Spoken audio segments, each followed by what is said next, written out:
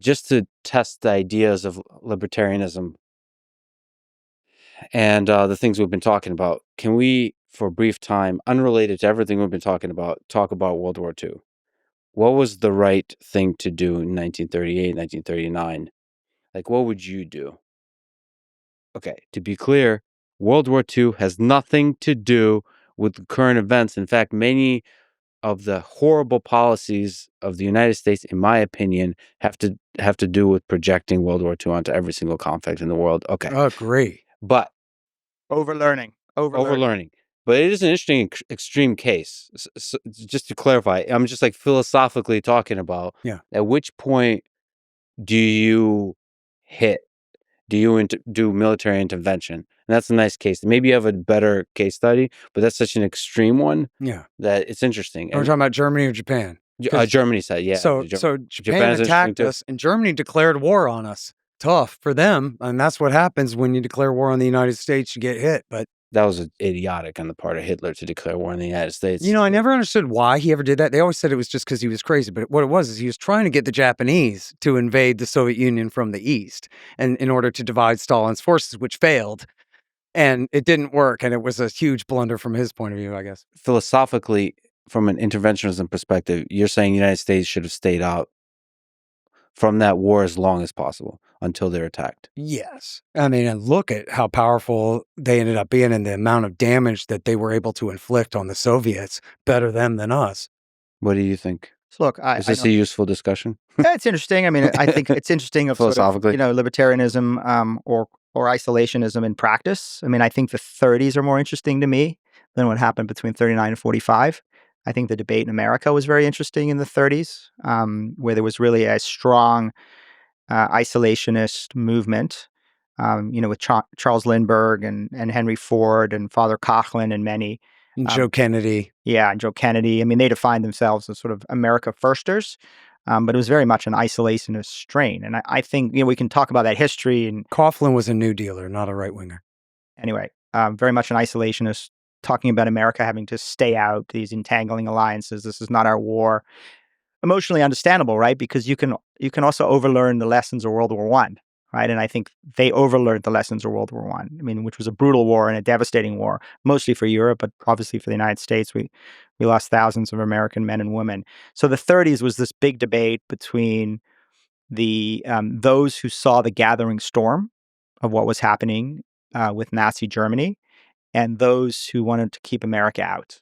And I think in some respects, it's like today with a contemporary reality with Khamenei, is that because these isolationist voices were so prominent and so vocal, and in some cases quite persuasive to American leaders, Hitler calculated that the United States would not enter the war.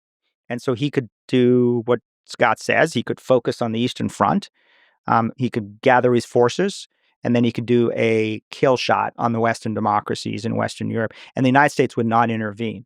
I mean, you're right. The big mistake he makes is declaring war on the United States after Pearl Harbor. But he believes all through the 30s and before Pearl Harbor that the isolationist voices are keeping FDR from entering the war, even while Churchill and the Brits and the French and others are imploring the Americans not only to just to provide them with material support, with weapons, so that they could hold on to the island and defend themselves.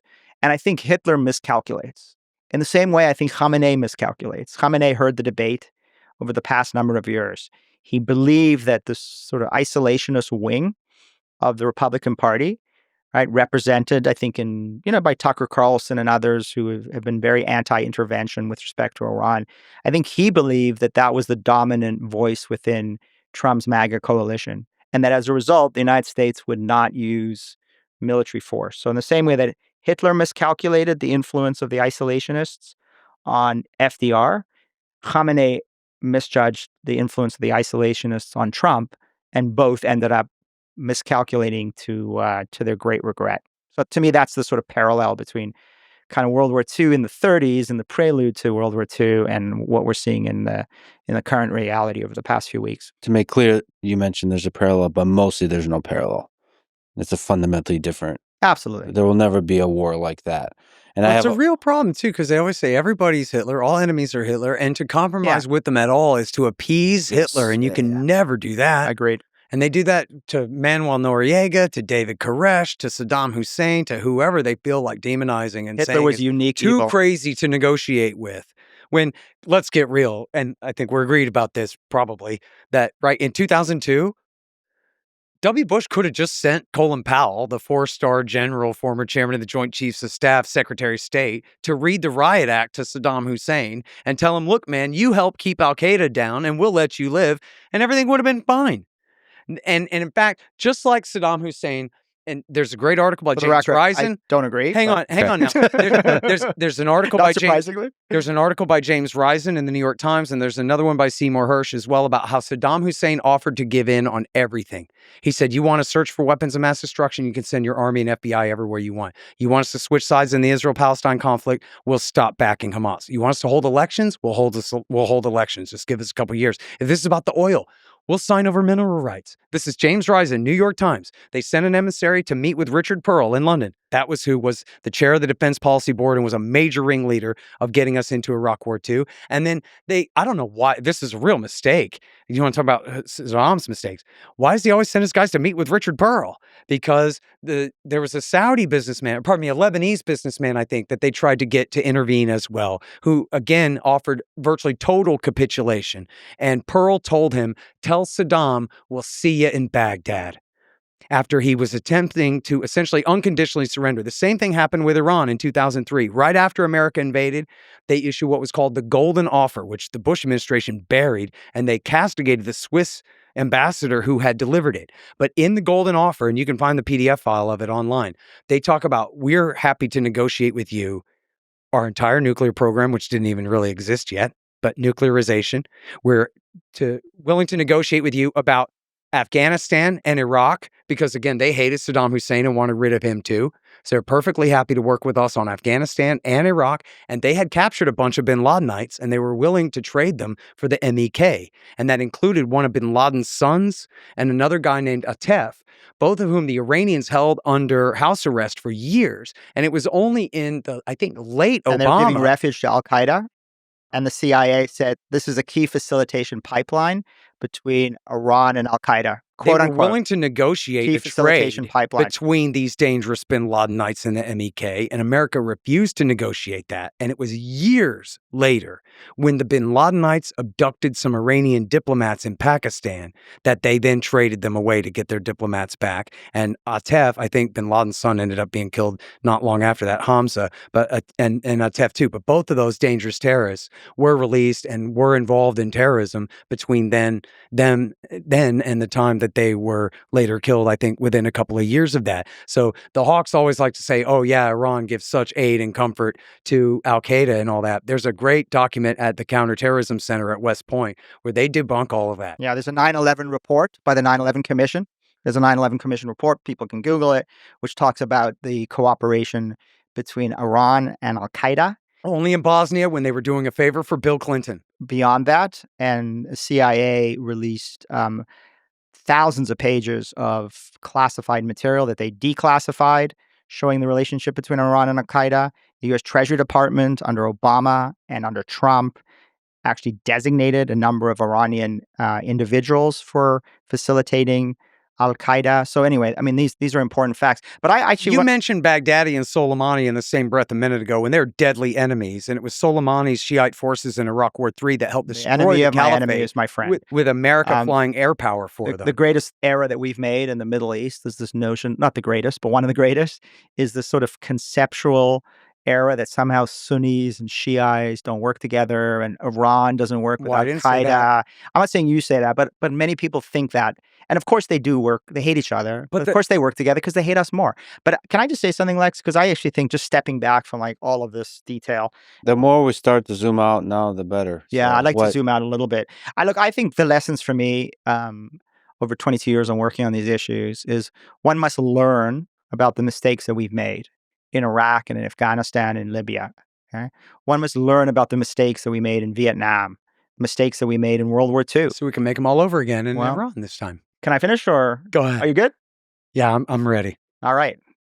So I think that what President Trump is trying to do is learn, but not overlearn. Right? I think he understands the mistakes that have been made. I think he's trying to rectify those mistakes. And he also understands that American power is important. It is a force for good in the world, even though we have made major mistakes. I think there's a great danger among certain people to believe that no power should ever be exercised, that all American power is a bad thing and a destructive thing, and sometimes to confuse major tactical decisions, right, that have been made, whether it's been made by the Brits in World War II or the Americans or us or whoever it is in whatever war, with the fact that there is a strategic reality that we always have to be conscious of, and that we have enemies.